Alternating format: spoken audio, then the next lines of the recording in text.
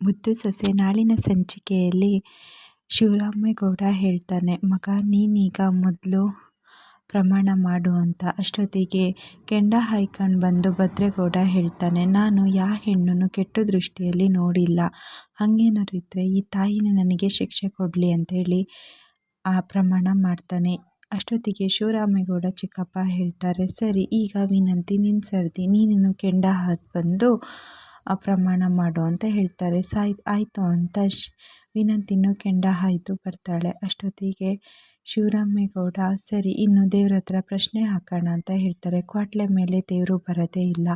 ಎಲ್ಲರಿಗೂ ಆಶ್ಚರ್ಯ ಆಗುತ್ತೆ, ಏನಾಯ್ತಪ್ಪ ದೇವ್ರು ಇನ್ನೂ ಬಂದು ಏನೂ ಹೇಳಲೇ ಇಲ್ಲಲ್ಲ ಅನ್ನೋಷ್ಟೊತ್ತಿಗೆ ಎಲ್ಲರಿಗೂ ಆಶ್ಚರ್ಯ ಆಗುತ್ತೆ. ಯಾಕಂದರೆ ಶಿವರಾಮೇಗೌಡನ ಮೇಲೆ ದೇವರು ಬಂದಿರುತ್ತೆ.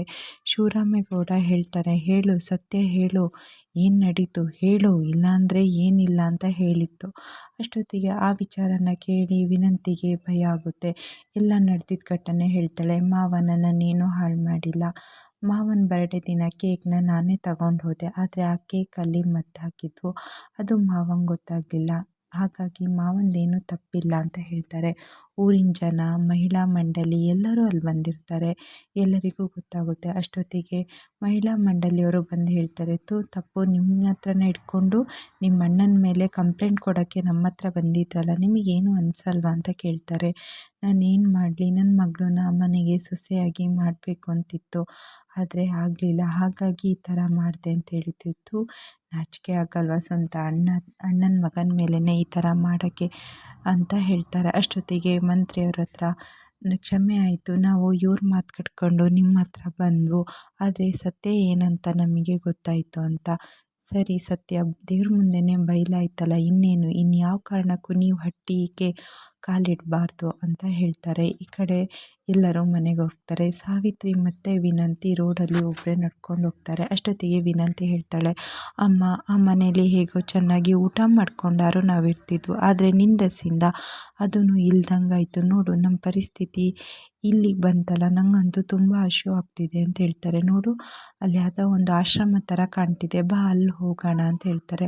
ಅಲ್ಲಿ ಹೋದಾಗ ಆಶ್ರಮದಲ್ಲಿ ಊಟ ಇರಲ್ಲ, ಅನ್ನ ಇಲ್ಲ, ಬರೀ ಮೊಸರನ್ನ ಇದೆ, ಆಗುತ್ತಾ ಅಂತ ಕೇಳ್ತಾರೆ. ತುಂಬ ಹಸಿವಿಗೆ ಸಾವಿತ್ರಿ ಮತ್ತು ವಿನಂತಿ ಮೊಸರನ್ನ ತಿಂದುಬಿಡ್ತಾರೆ. ಈ ಕಡೆ ಮನೆಗೆ ಎಲ್ಲರೂ ಬರ್ತಾರೆ, ವಿದ್ಯೆನ ಹಾಡಿ ಹೊಗಳುತ್ತಾರೆ. ನಮಗಂತೂ ತುಂಬ ಖುಷಿ ಆಗ್ತಿದೆ, ನಿನ್ನಂಥ ಸೊಸೆ ಇರಬೇಕು, ಎಲ್ಲರೂ ಗಂಡನ ಪರ ನಿಲ್ಲೋ ಅಂಥ ಸೊಸೆ ಆಗಬೇಕು, ಇವತ್ತು ನಿಮಗೆ ತುಂಬ ಸಾಕಾಗಿರುತ್ತೆ, ನೀವಿಬ್ಬರು ಇನ್ನೂ ರೆಸ್ಟ್ ಮಾಡಿ ಅಂತ ಶಿವರಾಮೇಗೌಡ ಹೇಳ್ತಾರೆ. ಈ ಕಡೆ ವಿದ್ಯಾ ಕಾಲೂರಿಗೆ ಆಲ್ಮೆಂಟ್ ಹಚ್ಕೊಂಡಿರ್ತಾನೆ. ಅಷ್ಟೊತ್ತಿಗೆ ಶಿವರಾಮೇಗೌಡ ಬಂದು ಸಮಾಧಾನ ಮಾಡಿ ಸರಿ ಎಲ್ಲರೂ ರೆಸ್ಟ್ ಮಾಡಿ ಅಂತ ಹೇಳಿ ಹೋಗ್ತಾನೆ. ಈ ಕಡೆ ಭದ್ರೇಗೌಡ, ನಾನು ನಿಂಗೆ ಆಯಿಲ್ಮೆಂಟ್ ಹಚ್ಚಲ್ಲ ಅಂತ ಹೇಳ್ತಾರೆ. ಅಯ್ಯೋ ಬೇಡ, ನೀವೇ ಕಾಲೆಲ್ಲ ಮುಟ್ತೀರಾ, ಹಂಗೆಲ್ಲ ಮುಟ್ಬೇಡಿ ಅಂತ ಹೇಳ್ತಾರೆ. ಯಾಕಮ್ಮಿ ನೀನು ನನ್ನ ಪರ ನಿಲ್ಲಿಲ್ವಾ, ಇವತ್ತು ನೀನು ನನ್ನ ಪರ ಕೆಂಡ ಹಾದೆ, ಹಾಗೆಯೇ ನಿನಗೆ ನೋವಾಗಿದೆ, ನಾನು ಆಯಿಲ್ಮೆಂಟ್ ಹಚ್ಚೋದ್ರಲ್ಲಿ ನಿನ್ನ ಕಾಲು ಮುಟ್ಟೋದ್ರಲ್ಲಿ ಏನೂ ತಪ್ಪಿಲ್ಲ ಅಂತ ಹೇಳ್ತಾರೆ. ಇಷ್ಟು ನಾಳಿನ ಸಂಚಿಕೆಯಲ್ಲಿ ನಡೆಯುತ್ತೆ. ಈ ವಿಡಿಯೋ ಇಷ್ಟ ಆಗಿದ್ದರೆ ಲೈಕ್ ಆ್ಯಂಡ್ ಶೇರ್.